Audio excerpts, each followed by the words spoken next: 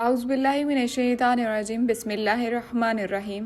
हज़रत याकूब अलैहिस्सलाम। कुरान मजीद की सूरत यूसुफ में इस बात का जिक्र आता है कि हज़रत याकूब अलैहिस्सलाम अपने चहेते बेटे हज़रत यूसुफ अलैहिस्सलाम की जुदाई की याद में इतना रोए कि उनकी आंखें सफ़ेद हो गईं और बिनाई चली गई। फिर जब वो अल्लाह तबारक व तआला के हुक्म से अपने बेटे से लंबी जुदाई के बाद मिले तो उनकी आंखों की रोशनी मौजज़ाती तौर पर अल्लाह तबारक व तआला के हुक्म से लौटा दी गई।